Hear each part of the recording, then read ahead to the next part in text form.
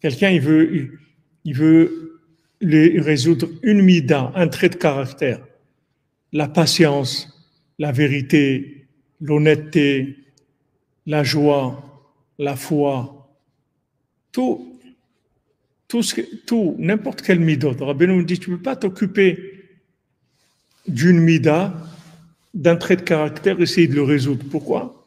Parce qu'ils sont tous liés. Donc, du moment où tu vas résoudre le problème quelque part, il va ressortir dans un autre domaine. Donc, c'est pour ça qu'il leur dit, vous ne pouvez pas le soigner. Du tout. Même si vous pouvez faire un peu, vous ne pouvez pas la soigner. Normalement, avec tout ce qu'il y a eu dans le monde, comme sagesse qui ont été amenées dans le monde, toutes les réparations que les tzadikim ils ont amenées dans le monde, on aurait dû être réparés complètement. Mais on voit que c'est pire, que les gens ils sont plus malades qu'avant. Parce que tant qu'il n'y a pas une solution qui englobe tout le problème dans sa généralité, dans le domaine d'en haut et d'en bas, il n'y a pas de solution possible. Il y a pas on va la soigner. On ne peut pas la soigner. On ne peut pas la soigner. Parce qu'il ne maîtrise qu'une sorte de problème.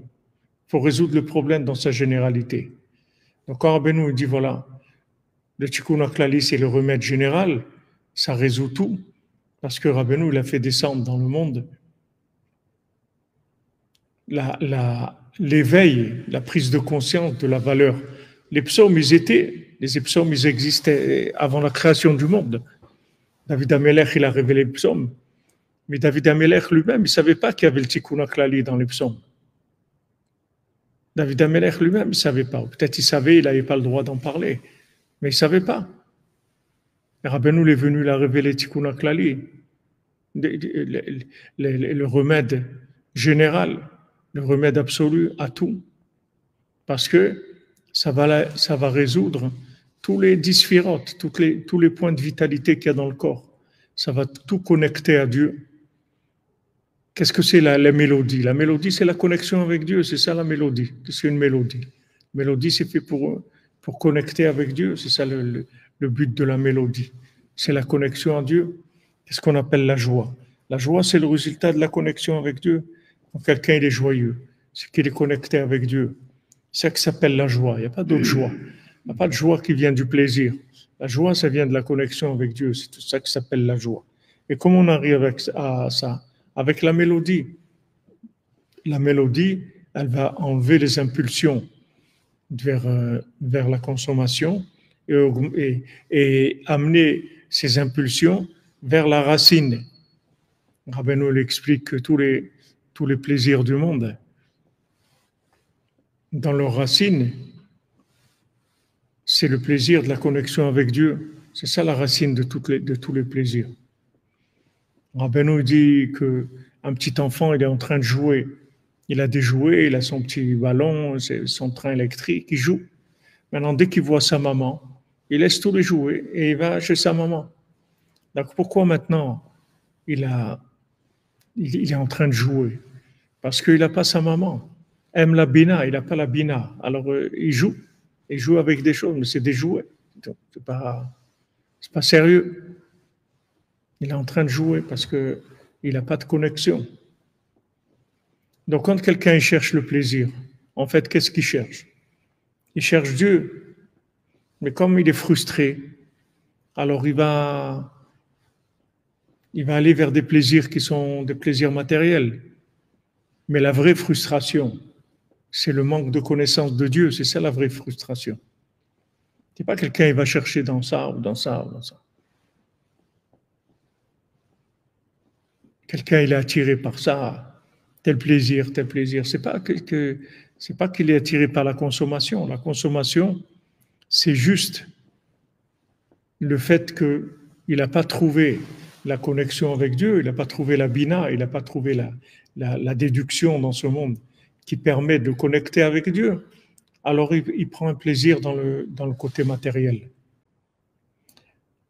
Tant que vous n'aurez pas trouvé la connexion à Dieu dans le domaine qui vous est spécifique. Chacun, d'après son âme, il a une inspiration, il a une aspiration, il veut arriver quelque part par rapport à ce qu'il ressent, par rapport au manque qu'il ressent. Il faut savoir que ce manque, il ne faut pas le combler avec de la consommation. Ce manque, il faut le combler dans la connexion avec Dieu. C'est à ça que le Tikkun HaKlali va nous aider. Le Tikkun HaKlali va nous aider à connecter notre frustration avec le Créateur. Papa ou thé. Une fois que j'ai trouvé papa, à ce moment-là, je peux commencer. Il faut que je trouve papa. Il faut que je trouve un lien avec Dieu dans ce domaine-là. Qu'on appelle l'Ishma pour Hachem. Pour Hachem. C'est-à-dire que ce qui m'attire dans un domaine ou un autre, en fait, c'est mon âme qui a cette identité-là, qui a cette spécificité-là. Ça, maintenant, il faut trouver la connexion avec Dieu à travers le langage de cette frustration-là. Et c'est ça que le Tikkun HaKlali va aider. Le Tikkun HaKlali, il va vous donner la mélodie qui va permettre de vous connecter avec Dieu. Maintenant, il y a 10 mélodies. Ces 10 mélodies, elles maîtrisent toutes les connexions. Toutes les frustrations, tous les manques, tout ce que quelqu'un peut avoir besoin dans le monde, il va arriver à le résoudre par cette connexion-là. Donc ça va amener la réparation à tout. Mais Rabbi Nachman, ça lui a coûté cher de révéler ça. Ça a été très, très difficile. Ça lui a coûté énormément de sacrifices dans tous les domaines pour qu'il puisse révéler ce Tikkun HaKlali.